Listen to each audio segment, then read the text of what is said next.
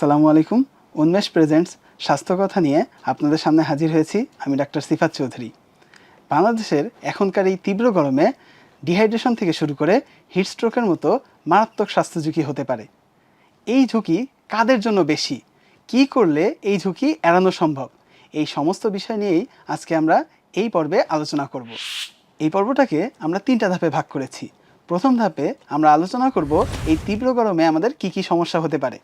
দ্বিতীয় পর্বে আলোচনা করব এই তীব্র গরম কারা বেশি ঝুঁকিতে থাকবে। তৃতীয় পর্বে আমরা এই ঝুঁকি এড়ানোর জন্য যেই স্বাস্থ্য টিপসগুলো আছে সেগুলো নিয়ে আলোচনা করব। তাহলে শুরু করি প্রথম ধাপ, যেখানে আমরা আলোচনা করব এই তীব্র গরমে আমাদের কি কি সমস্যা হতে পারে। এই তীব্র গরমে আমাদের হিট এক্সজশন, হিট স্ট্রোক এবং ডিহাইড্রেশন এই টাইপের স্বাস্থ্য ঝুঁকির সম্মুখীন হতে পারি। শুরুতেই চলে আসি সবচেয়ে মারাত্মক যেটা হিট স্ট্রোক। হিট স্ট্রোকের ক্ষেত্রে কি কি লক্ষণ দেখা দিতে পারে? আমাদের সাধারণত যদি কেউ গরমের মধ্যে বেশিক্ষণ থাকে তাহলে তার ক্ষেত্রে শরীরে প্রচণ্ড ঘাম হয়, কিন্তু হিট স্ট্রোকের ক্ষেত্রে দেখা যাবে শরীর একদম শুকনো, কোনো ঘাম নেই এবং শরীরে টাচ করলে ওই ব্যক্তির তাপমাত্রা প্রায় 104 ডিগ্রি ফারেনহাইটের মতো হতে পারে। এছাড়া ওই ব্যক্তির ক্ষেত্রে মাথা ঘোরানো, বমি বমি ভাব, তীব্র মাথা ব্যথা, কথা জড়ায় আসা এবং অজ্ঞানও হয়ে যেতে পারে। এই কোনো লক্ষণ যদি আপনি কোনো ব্যক্তির মধ্যে দেখতে পান তাহলে ধারণা করবেন সে হয়তোবা হিট স্ট্রোকে আক্রান্ত হতে পারে এবং তার জীবন বাঁচানোর জন্য তাকে তৎক্ষণাৎ হসপিটালে নিয়ে যেতে হবে। কিন্তু হসপিটালে নিয়ে যাওয়ার আগে আপনার ছোট কিছু পদক্ষেপ তার জন্য জীবন বাঁচানোর জন্য যথেষ্ট হতে পারে। তাহলে কি কি পদক্ষেপ আপনি নিতে পারেন? তার ক্ষেত্রে প্রথমেই আপনি যে কাজটি করবেন, সে যদি অতিরিক্ত জামাকাপড় পরে থাকে সেই অতিরিক্ত জামাকাপড় যেগুলো খোলা সম্ভব সেগুলো খুলে ফেলবেন। তার শরীরে পানি ছিটা দিতে পারেন। যদি আশেপাশে পানি বেশি থাকে তাহলে কাপড় ভিজিয়ে তার শরীরটা মুছে দিতে পারেন। যদি আশেপাশে কোথাও বরফ পান সেই বরফটাকে তার বগলে এবং ঘাড়ের নিচে দিয়ে দিতে পারেন। এতে তার শরীরের টেম্পারেচার বেশ খানিকটা কমে আসতে পারে। সে যদি অজ্ঞান না হয়ে থাকে তাহলে তাকে রিহাইড্রেট করার জন্য কিছু তরল মানে পানি, স্যালাইন এগুলো খাইয়ে দিতে পারেন। এছাড়া তাকে অবশ্যই হসপিটালে নিয়ে যেতে তো হবেই। তাহলে এগুলো গেল হিট স্ট্রোকের ক্ষেত্রে কি লক্ষণ আছে এবং তাৎক্ষণিক আমাদের করণীয় কী। এবার চলে আসি হিট এক্সজশনের ক্ষেত্রে। হিট এক্সজশনের ক্ষেত্রে দেখা যাবে তার প্রচণ্ড ঘাম হচ্ছে।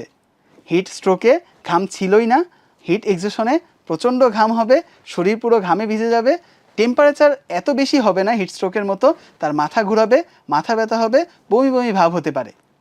এগুলো দেখলে বুঝতে পারবেন তার ক্ষেত্রে হিট এক্সজশন হচ্ছে এবং এটা যদি কন্টিনিউ হতে থাকে তার ক্ষেত্রে হিট স্ট্রোকও হতে পারে।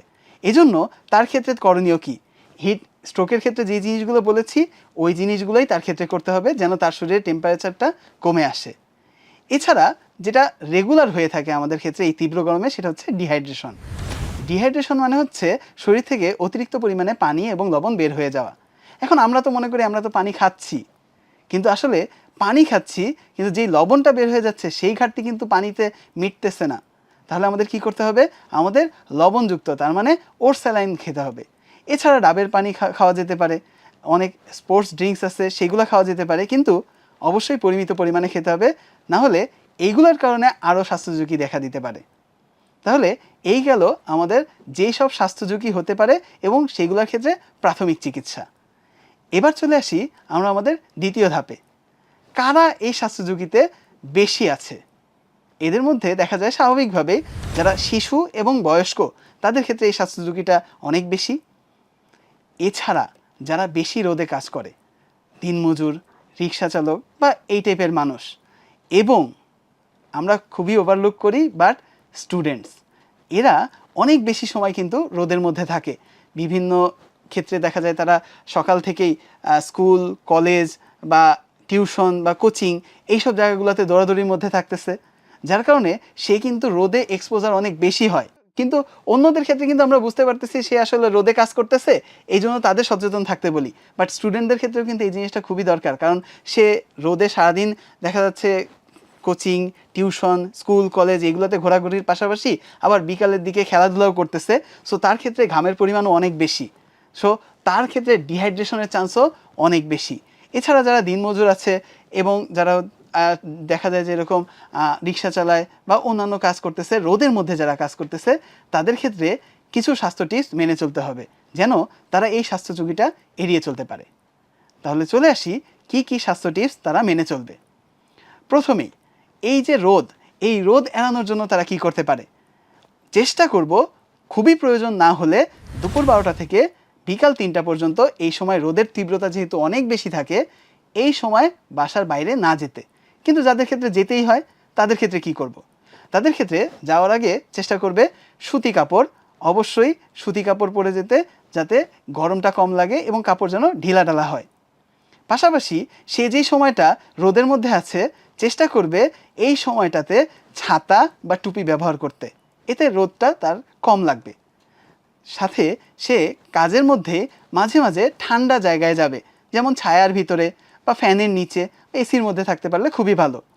এতে তার ক্ষেত্রে ওই রোদের বা তীব্র গরমের যে স্বাস্থ্য ঝুঁকিগুলো, এইগুলো হওয়ার সম্ভাবনা কম থাকবে। এখন আমরা জেনে নিই এই তীব্র গরমে আমরা কি কি খাবার খেতে পারি। এর আগে আমি অলরেডি বলেছি, যেহেতু ডিহাইড্রেশন হচ্ছে, পানি শূন্যতা হচ্ছে, সাথে লবণও আমাদের শরীর থেকে বের হয়ে যাচ্ছে, এর জন্য পর্যাপ্ত পরিমাণে পানির পাশাপাশি আমরা ওটস স্যালাইন খেতে পারি।